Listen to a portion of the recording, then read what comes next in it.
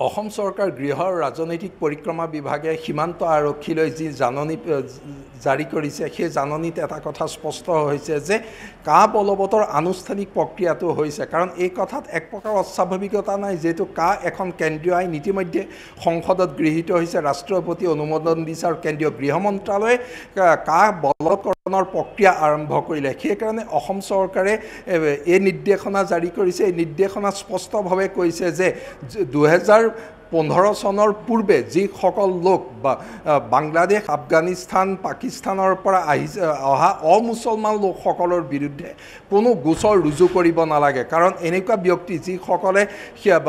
ভাৰতলৈ আহে তেওঁলোকৰ বিৰুদ্ধে বিদেশী ন্যায়াধিকৰণত গোচৰ তৰাৰ এক প্ৰক্ৰিয়া আমাৰ দেশৰ আইন ব্যৱস্থাত আছিলে এতিয়া অসম চৰকাৰে সীমান্ত আৰক্ষীলৈ স্পষ্ট নিৰ্দেশনা জাৰি কৰিছে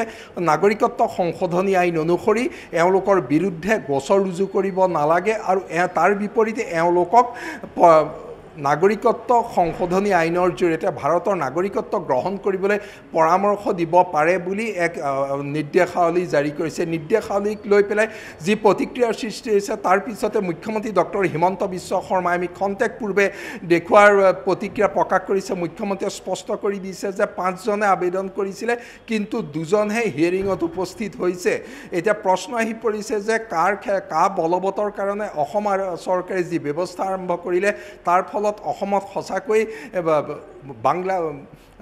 হিন্দু বাংলাদেশী নাগৰিকত্ব পাব বুলি যি আশংকা কৰা হৈছে সেয়া অসম চৰকাৰে যিদৰে নুই কৰিছে তাৰ বাস্তৱতা কিমান আৰু বিৰোধী দলসমূহে যি আশংকা কৰিছে তাৰ প্ৰকৃত বাস্তৱতা কিমান দুই ক্ষেত্ৰতে প্ৰশ্নবোধক চিহ্ন হৈ আছে যেহেতু কাৰ জৰিয়তে নাগৰিকত্ব প্ৰদান প্ৰক্ৰিয়া আৰম্ভ হৈছে আৰু সেই নাগৰিকত্ব প্ৰদান প্ৰক্ৰিয়াত এতিয়ালৈকে 2 জনেহে আবেদন কৰাটো চৰকাৰী পক্ষই এক যুক্তি হিচাপে লৈছে অৰ্থাৎ কাৰ জৰিয়তে বৃহৎ সংখ্যক লোকে নাগৰিকত্ব গ্ৰহণ নকৰে কিন্তু বিৰোধী পক্ষৰ যুক্তি হৈছে ভাৰতত যেহেতু ধৰ্মৰ ভিত্তিত নাগৰিকত্ব প্ৰদান কৰা নহয় আৰু ধৰ্মৰ ভিত্তিত বিদেশীক বাছ বিচাৰ কৰা নহয় সেইকাৰণে কাৰ জৰিয়তে নাগৰিকত্ব প্ৰদান কৰিব বিচৰাটো সম্পূৰ্ণ সাম্প্ৰদায়িক দৃষ্টিভংগী বুলি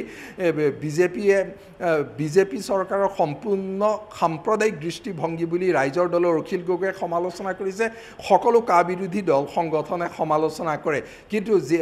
অসম চৰকাৰৰ নিৰ্দেশনাটো এক প্ৰকাৰ আচৰিত হ'বলগীয়া এই কাৰণে নাই যেহেতু দেশত কা বলবৎ হৈছে সংসদে কা গৃহীত কৰিছে ৰাষ্ট্ৰপতি অনুমোদন কৰিছে তাৰপিছত চৰকাৰে তাক বলবৎ কৰিছে তাৰ পৰিপ্ৰেক্ষিততে ৰাজ্য চৰকাৰে কাৰ অধীনত এওঁলোকক নাগৰিকত্ব লোৱাৰ পৰামৰ্শাৱলী আগবঢ়াবৰ কাৰণে সীমান্ত আৰক্ষীলৈ নিৰ্দেশ জাৰি কৰিছে আৰু যেহেতু 2014 চনৰ 31 ডিচেম্বৰলৈকে যিসকল লোক হিন্দু বৌদ্ধ খ্ৰীষ্টান পাৰ্চী বাংলাদেশ আফগানিস্তান পাকিস্তানৰ পৰা আহিছিলে তেওঁলোকৰ বিৰুদ্ধে গোচৰ ৰুজু কৰিব নালাগে অৰ্থাৎ ন্যায়াধিকৰণত গোচৰ ৰুজু কৰিব নালাগে তাৰ বিপৰীতে তেওঁলোকৰ কাৰণে এখন পৃথক পঞ্জীয়ন বহি যুগুতাবলৈ কৈছে অৰ্থাৎ তেওঁলোকৰ বিৰুদ্ধে বিদেশী ন্যায়াধিকৰণত গোচৰ ৰুজু নকৰাৰ লগে লগে তেওঁলোকৰ বিৰুদ্ধে বিদেশী বুলি থকা বিভিন্ন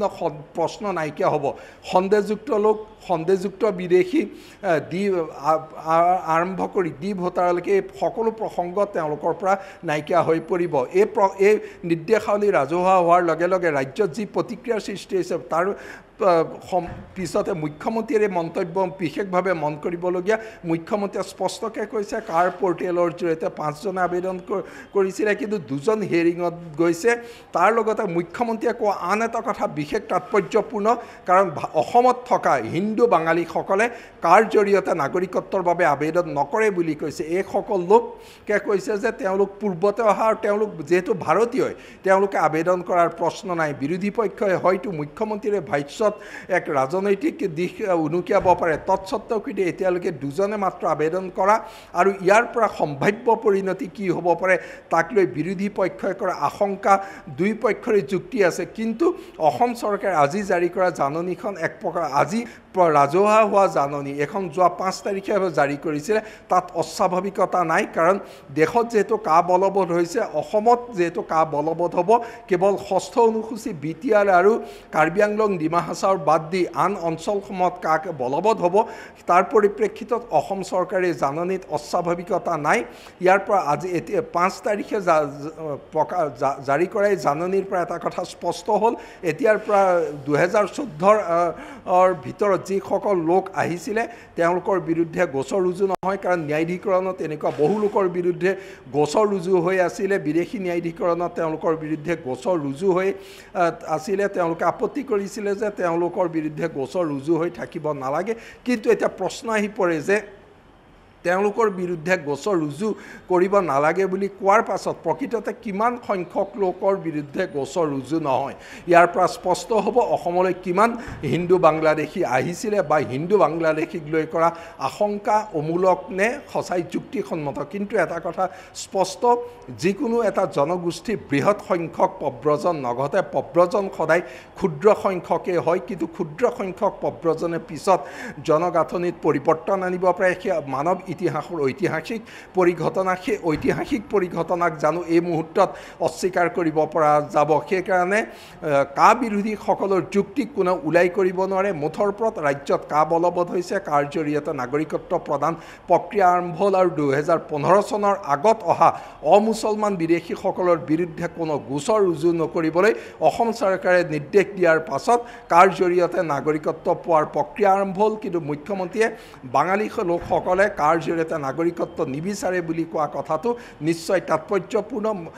কাৰ প্ৰসংগক লৈ ৰাজ্যৰ ৰাজনীতি আৰু সমাজ জীৱনত যথেষ্ট আকৌ ক্ৰিয়া প্ৰতিক্ৰিয়াৰ সৃষ্টি হ'ব আকৌ আন্দোলন হয় নে নহয় পৃথক কথা কিন্তু কাৰ প্ৰসংগক লৈ অসমৰ জাতীয় জীৱনত যে বৃহৎ প্ৰশ্নবোধক চিহ্ন আহিব তাকো এৰাই চলিব নোৱাৰি বিজেপি চৰকাৰে কোৱাৰ দৰে সঁচাকৈ আশ্বস্ত হ'ব পাৰিবনে সঁচাকৈ আশ্বস্ত হ'ব পাৰিবনে অসমীয়া জাতি সেই প্ৰসংগও সমানে থাকিব তৎসত্ত্বেও কিন্তু চৰকাৰীভাৱে যি তথ্য দিয়া হৈছে সেই তথ্য এই মুহূৰ্তলৈকে উদ্বেগজনক নহয় বুলি ক'ব পৰা যাব কিন্তু এই তথ্যৰ পিছত আৰু কি পৰিঘটনা তথ্য ওলাই সেয়া লক্ষণীয় হ'ব মুঠৰ ওপৰত অসম চৰকাৰে জাৰি কৰা জাননী অস্বাভাৱিক নহয় ই এক স্বাভাৱিক জাননী কাৰণ দেশত বলবৎ হোৱা কা